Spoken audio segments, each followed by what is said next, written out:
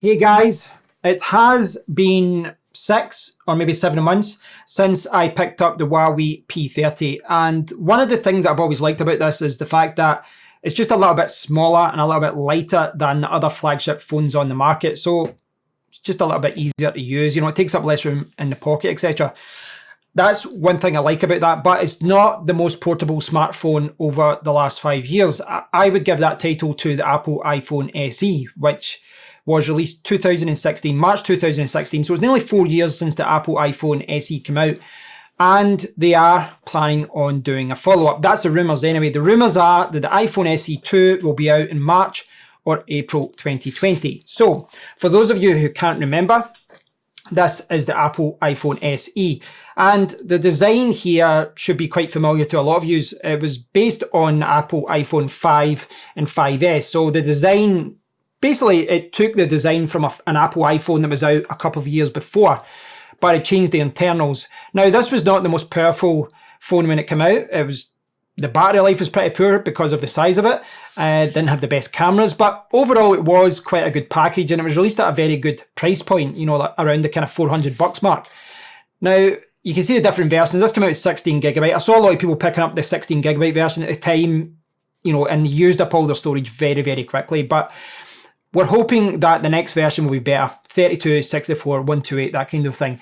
We are seeing a lot of rumours out there, guys. So if you're interested in this phone, do, you know, a search for it. But at this point, they are doing a lot of guesswork as far as what it's going to be. But most websites do agree that the next iPhone SE, the SE2, will be based on the iPhone 8. And by that, we mean that the actual design, the chassis, will be based on the iPhone 8. So it will look like this iPhone 8, but it'll have a different CPU, a more modern CPU. It might have different camera sensors on the back, but the design should look like something like that. Now, again, these are all based on the rumours, and there's always a little bit of kind of guesswork, but the rumours do seem to be stepping up. Now, my friend Tony spoke to someone in the shop. He's looking to buy a new Apple iPhone, and I've told him to hold back in case there's more news about this.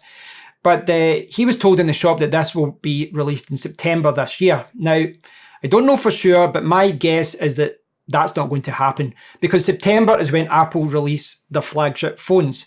So I would guess that if this is released, the iPhone SE2 is released in 2020, it will be March or April, or at a push, May 2020. They're going to do it in the middle of the year because they don't want to release this at the same time as the flagship phones. Why would they offer the budget version at the same time they release a really expensive version? So what can we expect from this? If we disregard the CPU and all that, effectively what I think you'll get is an overall a good package. It won't be the best battery life because it's a little bit smaller, but if it's got a mid-range CPU, you know, maybe that won't be so bad. It won't have the highest resolution for the screen. Overall, it will just be a good package. But effectively, what Apple are doing here is releasing a phone for a part of the market that they are not targeting right now, which is the lower to kind of mid-end, which I think companies like Huawei and Samsung and all that have really tied up. Apple don't have any cheaper phones in the market. And I know, I'm sure you guys know as well, but I've got a lot of friends that like Apple iPhones, but they don't want to pay $1,200 or $1,000 for an iPhone. They would be much more comfortable paying $300, $400, $500. So this is a piece of the market that Apple should be gunning for, and they would do it with the iPhone SE too.